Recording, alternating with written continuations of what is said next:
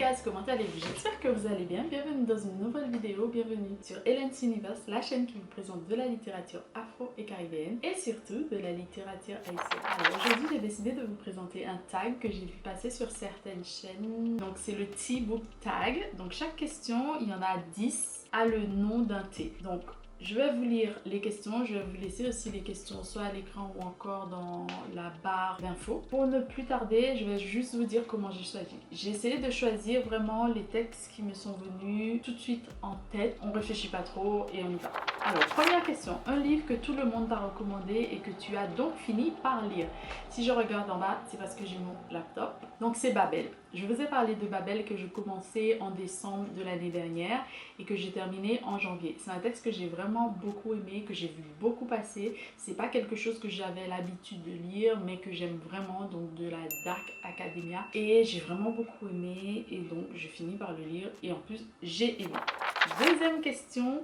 Un livre sombre qui t'a laissé une forte impression même après l'avoir terminé. C'est L'Ange du Patriarche de Kathleen Mars. Déjà parce que j'aime beaucoup l'autrice et c'est un livre qui a fait peur à tout le monde. Donc je pense que c'est un livre plutôt sombre quand même et que moi qui m'a laissé voilà quelque chose, une forte impression. Mais ça m'a pas forcément fait peur.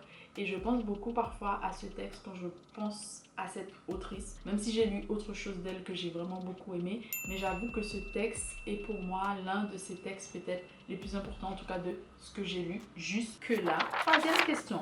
Un livre qui t'a fait découvrir un autre pays. Je pense tout de suite à Règles douloureuses de Matlois, je crois qu'elle s'appelle. Je sais plus quel est son prénom malheureusement. Et c'est un livre qui m'a fait découvrir un petit peu l'Afrique du Sud, il me semble, et les pays à côté. Et vraiment c'est un pays que j'aime vraiment beaucoup parce que l'histoire est intéressante, les personnes je pense sont intéressantes. Il y a beaucoup de choses à apprendre.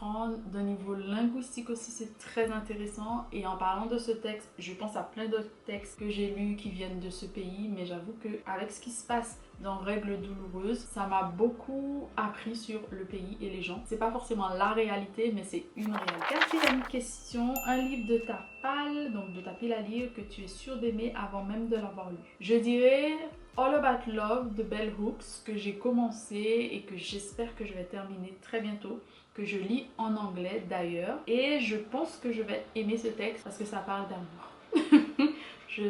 I'm a lover, donc je pense que je vais vraiment beaucoup aimer. J'espère ne pas être déçue. Cinquième question. Une pépite que tu aimes tellement que tu la recommandes à tout le monde. Alors j'en ai plus ou moins deux. Je vais vous nommer les deux, mais vraiment il y en a d'autres. Mais ces deux-là, je pense que je les aime beaucoup. Donc c'est Les Arbres musiciens de Jacques-Stéphane Alexis, qui est un roman du coup d'un auteur très important de la littérature haïtienne, et Peau noire masque blanc de Frantz Fanon, parce que vous savez combien j'aime Frantz Fanon. Et Peau noire masque blanc, je le recommande à tout le monde. C'est l'un des livres que j'offre également. Donc je dirais ces deux textes-ci, donc un essai et un roman. Ensuite, sixième question, le genre livresque que tu considères comme ton péché mignon.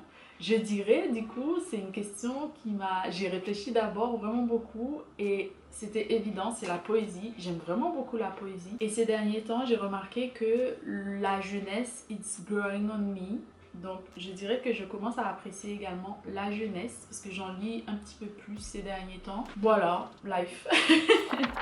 Ensuite, un livre qui t'a fait sortir d'une panne de lecture, une panne livret. Je dirais le texte que je lis en ce moment, parce qu'on va dire que j'étais dans une panne de lecture, c'est Le secret de l'herboriste d'Alice Doublié, parce que je n'ai pas beaucoup eu de panne de lecture dans ma vie, fort heureusement. Je crois que j'en peux en compter 2 ou 3, mais je ne me souviens pas des autres ouvrages qui m'ont vraiment fait sortir. Je pense que ce sont des ouvrages que j'avais l'obligation entre guillemets de lire, donc je les ai lus. Mais là vraiment c'est un texte qui me sort dans ma panne parce que c'est pas un texte que j'aurais lu, c'est de la romantaisie, mais l'histoire est quand même bien contée, je trouve. J'aurai l'occasion de vous en parler et du coup j'ai envie de connaître la suite, donc je veux dire que ça me sort dans ma panne de lecture. Et puis je me suis rendu compte au bout des 3-4 jours où je suis en train de lire, j'ai vraiment envie de savoir ce qui va se passer et je préfère lire. Huitième question, un livre qui t'a endormi et que tu n'as pas pu finir. Je dirais Le Triomphe de Thomas Zins, je crois qu'on dit comme ça, de Maté Jung. C'est un super gros pavé que j'avais emporté avec moi en 2019 en Haïti. Je rentrais du coup à la même date où il y avait l'anniversaire du tremblement de terre, donc un 12 janvier. Et ce texte, j'ai pas pu, je sais pas si c'est le texte, parce que j'aimais bien vraiment l'histoire. Je sais pas si c'est le texte, si c'est parce que j'étais pas disponible mentalement, est-ce que émotionnellement je ne l'étais pas également, j'étais pas sur la même longueur d'onde, je sais pas. C'est un texte que je refuse de DNF, mais j'ai pas pu finir. Il est toujours là, il est là, il est sur ma pile de DNF que j'ai envie de terminer. Je ne sais pas quand. Ensuite, un livre qui t'a chamboulé mais que tu n'as pas pu reposer avant de l'avoir fini. C'est la 9e question et pour ça j'ai mis Amour, colère et folie. Je vous mettrai les couvertures ici de Marie Vieux-Chauvet, que je pense c'est un texte qui m'a vraiment beaucoup fait de mal, surtout dans les 2 premières parties. Après la partie de folie, j'ai vraiment beaucoup aimé comment elle a traité la folie en texte, parce que je pense que c'est pas évident de parler de la folie en texte. Mais j'avoue, amour et colère, ça m'a brisé. Et le dernier, du coup la dernière question, c'est le livre que tu considères comme le joyau de ta bibliothèque. Franchement, ça c'est une question trop difficile, j'ai dû choisir, mais il y en a plein d'autres. Mais je vais quand même choisir Les arbres musiciens de Jacques-Stéphane Alexis, parce que ce texte, je le trouve merveilleux. Vraiment, j'ai aimé les personnages, j'ai adoré le personnage des Premières Nations de chez nous, Taïno, qui est Gonaïbo. J'ai tout aimé, j'ai vraiment tout aimé et je trouve que c'est un texte qui représente bien notre pays et le monde en quelque sorte, parce qu'il y avait tout le monde, il y avait de tout, la religion, les croyances, la foi, tout, la vérité, etc. Donc je veux dire que c'est l'un de mes joyaux de ma bibliothèque.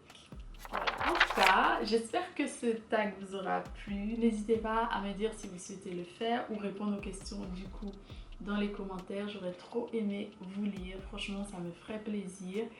Et puis, nous, on se dit à très bientôt pour de nouvelles aventures ensemble. Peut-être un nouveau tag, je ne sais pas. Si vous avez un tag que vous aimeriez que je réponde aux questions, n'hésitez pas à me le dire, à me laisser le tag. Et moi, je vais essayer d'exécuter. Voilà, je vous souhaite de très bonnes lectures, à liker cette vidéo également si ce n'est pas encore fait, à également vous abonner et on se dit à très bientôt pour de nouvelles aventures ensemble. Bisous!